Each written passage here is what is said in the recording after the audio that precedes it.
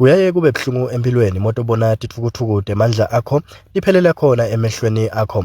Lokho-ke kuvelele eMachawe Shabangu wasenzaweni yakaNcesi lapho khona bunenge tigulumba setibhidlita likhaya lakhe lelingabita yona imali lenganga 450,000 emalangeni. Sizatfu lanikwe sona ukuthi kuthiwa wakhe eplazini ekubeni achazela ukuthi wayikhokha inkomo yekukhonda emphakathi waboshelwa nalo lifinvo. Uchubekile waveta ukuthi lokubuhlungu kakhulu ukuthi bamyekele wacala walenza tigulumba letilungise yona-ke indzawo wasekugubha sona sisekelo salendlu wacala wakha solo batholile uthi uze wafika khona emaphethelweni lapho khona athite nje sekuphele amalanga lamathathu afake wona-ke gesi kwachamuka-ke tincwadzi letithi lapha lakhe khona kuseplazini ngako akakhokhe tindvo takhe sala-ke aphuma. Uthi uthite asana-ke loko akukapheli malanga mangakhi nemambala tafika tigulumba setitobhidlita. Mane nginebuhlungu bunye losolo bungaphele enhlitweni yami njengoba hlezi mkhona ngithi ngakhe kusuka phasi uvulela ibala usosendlu phasi iziyofika eTulu ufulele ngente konke ngicethe ngisinangicetha kufaka gezi bafike abantu bathi indzawo yakho babangibisi ngani mangicala nyalo ngawuphuma ngibheke ephi nyalo kulesi sikhathi lesi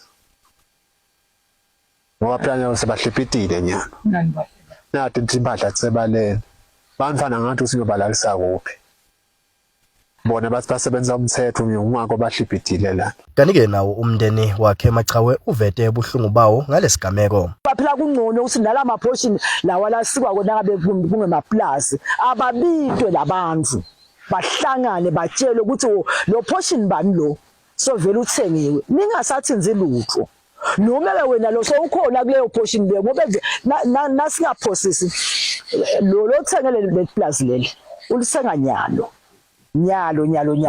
ukuthi nathi ke asade vele sine sakhe kuqala ulithenge muva le portion leni yathi kusindlungulu indzawo yayo yasificela lifindvo kwaba kuhle kwaba nje yahamba nabo ke benkosi bebangadi ukuthi vele sebasibeke endzaweni yemuntu ngube nabo bebangadi ukuthi seyindzawo yemuntu. Leli khala lemntwana wami ngingakhipha teacher lekhaya ukuthi awu Nkosi yami naye kancike umntwana wami. Nginebuhlungu lobukhulu lengabathi ngabuthini Nkosi yami Jehova. Ngiva buhlungu nalento njena nje kwesibili kulabantu bakaShabangu. Buhlungu kakhulu vele. Ngakusho nje langa lanamuhla. Ngilimete kakhulu. So angathi singacela phi ngcine. Bathi nje akhulumeke ngebuhlungu ikhala bhutami labalibhidlite embo kwami ngibuka. Sibuhlungu kakhulu ngale mfule yenzekile lana ekhaya.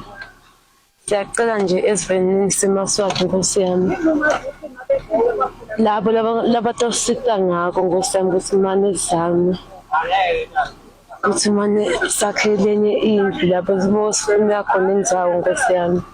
Sibuhlungu kakhulu asathi nokuthi singathini ngendlela kwenteke ngayo. Kanti-ke sibese sikhulumisana nayo indvuna yemcuba khona emphakathini waseNkhaba leyivumile indzaba ukuthi vele Machawe wakhonda kuleya ndzawo. Indlunkulu bese seyenta-ke lisango la khona bese siteka lo mlando ukuthi vele sitikhanza semaplazini nje kwentekeni sitikhanza semaplazini kwavela kwekuthi cha bekunene thina sathi ukuthi la sikhona khona likhotsise ngomhlaba wengwenyama lo i-concession land kepha na uthi uyabuka la ubuka la kule information yothola deeds office akusiko kanjalo. Kanti-ke umsakato ubese ukhulumisana nalo-ke libandla lelibuke kusetshenziswa kwawo-ke umhlaba mayelana nayo-ke lena ndzaba leli bandla libeke ngalolu hlobo. Ngingasho nje mina ke ukuthi angikunesele wekunene kakhulu ngebuhlungu kakhulu mina lengingakusho ukuthi njalo sowushido